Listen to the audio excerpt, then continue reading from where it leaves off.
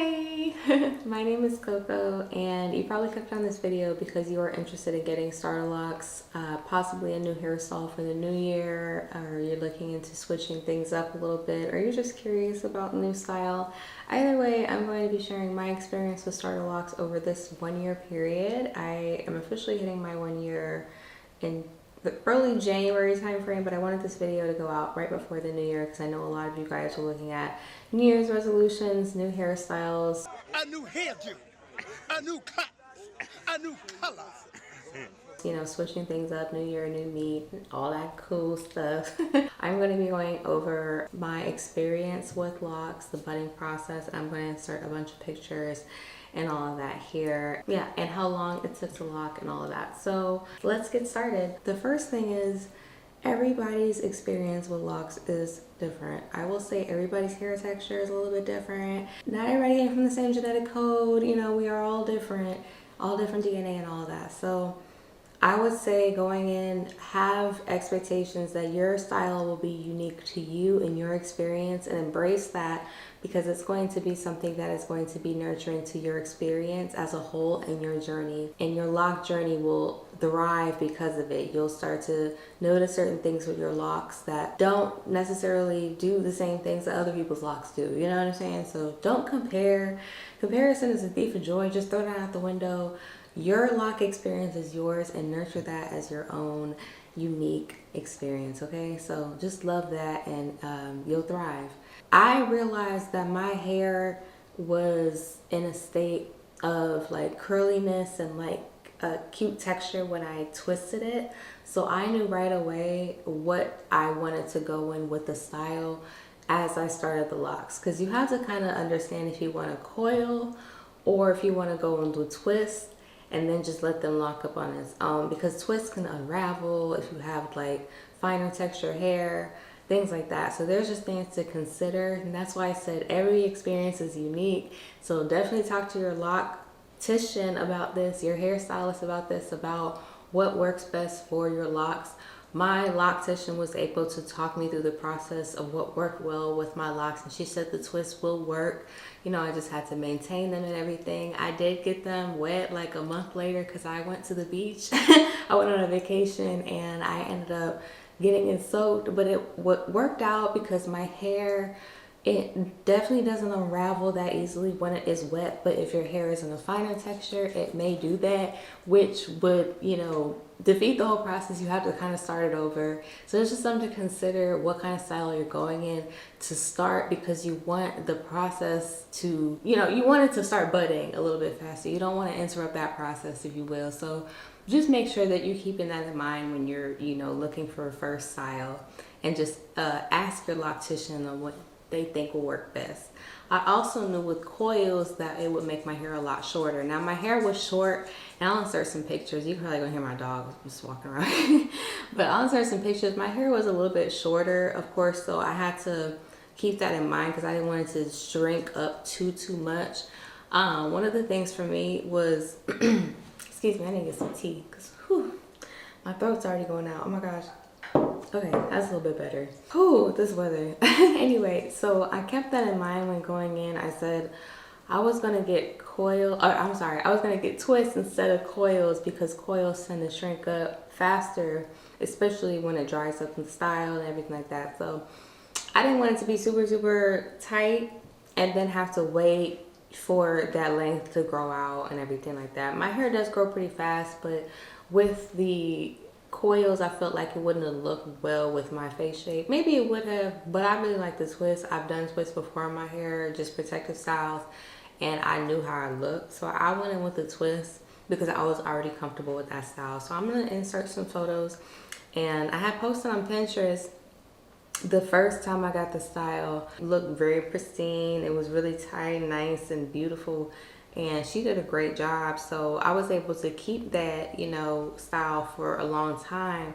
because she kept it so pristine. So make sure you get a good loctician. Really do your research in your city and where you are at with your loctician, because it took me a while, and I'm glad that I found her because she's very precise with her parting, and she makes sure she does her due diligence with precision. And that is so important when finding a stylist. Important when finding a stylist in general, but especially important when finding a loctician, because the parting is the gritting process for your hair, and that's a big part of how your locks will stay over time, because you can choose how thick you want your locks as well. So that goes a part of the styling process. You want to choose how big you want the box grids to be, and basically from there, that's how your locks will, be sectioned.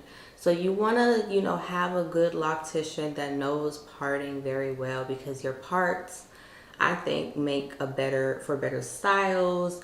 For it falls better for sure. It definitely falls way better.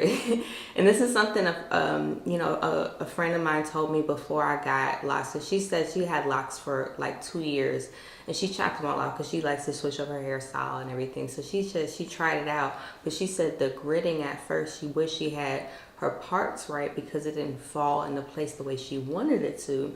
So it aggravated her to do certain styles. So there's something to keep in mind, because I guess over time, as your locks grow out, that could potentially, change certain styles or the way you style your hair. So it's just something to keep in mind there. The gritting process, the parting, making sure you have a right loctician to talk you through all of this as well. So yeah. Another thing I will say is for maintenance, early maintenance for me was bare minimum. I try not to touch my hair. I just let it do its thing. It does get messy, so wear a bonnet. Bonnets are your best friend throughout this entire process. I still wear a bonnet to bed every night because it keeps my hair not only neat, but it just keeps the locks from going all over and like curling or like, a certain way. I just don't like that. So I just like to keep things situated. And right now I just have it freshly styled, and then if it's like unraveled, I'll typically spritz it with water. That's really the only thing that I use to maintain my hair in between styles and between washes. So I'll let my loctician wash my hair once a month, and if it gets dirty to where I'm like working out really often and I'm like, sweating a whole lot, it's hot, or I'm at the beach vacation, my hair just gets dirty, I wash it, and then it is just mainly me making sure that I'm not moving my hair too much, if that makes sense. During the budding process is when this is more important, because it'll make the locking process longer, if you will, to where you are just having frizzy hair and it's not locking in a place the way it should. So it's good to just keep minimal product in your hair for sure, because budding process, you don't want products and stuff like that to get in your hair, and then your hair starts getting itchy, dirty, whatever. That's just you just don't want that in general. So spritz your hair with water. Obviously treat your scalp as needed, because some people do have treatments for their scalp and things like that. And if you need to wash your hair more often, that's something to bear in mind though as well in the early stages, because again, it can just keep the locking process, it just postpones it a little bit. So it's just something to keep in mind. For maintenance, again, I just keep it bare minimum. I also do retwist sometimes on my own, but I don't do a full retwist. I kind of keep a soft retwist. So if I do my retwist, I kind of just, I can't do it in my hair right now, but I would spritz my hair with water, and then I would just kind of part where she had originally had it parted. And I don't use a comb or nothing like that unless I have to. I don't really feel like I have to, but I just kind of use my finger around the area for the most part. I can feel where the part is, and then I just kind of twist the hair like so, like with my hand like this, and then I just allow the hair to like twist into place, and then I'll put like a pin to hold it down. That's typically how like my loctician does her process too, but way better than that. And then she'll put me under the dryer after she spritzes my hair with some products, so that way the style stays longer. But when I'm doing my own hair and it's like more loose and frizzier and stuff like that, and just like curly or whatever, that's when I just spray it with water and I just do a quick retwist if it's getting a little too thick with growth and I'm like, it's time for a retwist. If I can only do it on my own, I'll just do that. And then I'll make my appointment for my retwist because it's time. So I need another sip of tea. One moment. Sorry. Okay, let me just check my notes. I think I'm covering everything. Oh, how long did it take to lock? So another thing with the locking process is all up to your hair. Again, how often you're maintaining your hair is a thing, because the more you maintenance your hair in this stage, the longer it will take to lock. So how long it takes to lock, it totally depends. I think mine took fully like 4 months, maybe 3. I don't know, but I'm gonna reference a photo of when I showed the locking starting. Like, it was starting to bud, and then she was able to like lock the hair when she did the style, so it would stay in the place it was. So it really depends on your hair and your hair texture for that. So again, everybody's experience is unique to yours and all of that as well. I will also say, and I forgot to mention all of this, I also bear it in mind that I wanted a color in my hair. Oh my gosh. Hold on. My throat is really tripping. Okay. Whew, I'm okay. So I also kept in mind that I wanted a hair color in my hair, and I wanted a little bit of highlight, bleach or whatever, blonde. So I got my hair colored prior to all of this. And that is something I will also advise. I think you can get your hair colored, well, not, maybe not during the budding process. I wouldn't advise that, because your hair may be a little fragile. And it may, because you know, when you dye your hair, it's less wavy, or your curl pattern is less curly, your coil pattern is less coily, because you dyed your hair and with chemicals. That's just the way it is. It just breaks down the hair follicle a little bit. So with that, you have to keep in mind that your locking process may be a little bit longer. And I think that's why mine took a little bit longer for the budding process, the locking process to happen to, perhaps. But I will say that I wanted my hair color for sure. So I would say, if you do decide to get a color, do the color at least like a month prior, to allow your hair to kind of, if this makes sense, kind of stiffen back up, if you will. Like the hair follicle kind of strengthens back up.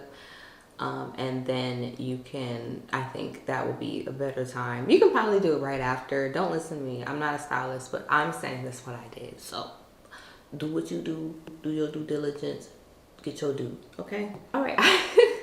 I think that really covers everything. I don't know if you guys have any questions. I am open to answering any of your questions in the comment section below. Feel free to leave a comment.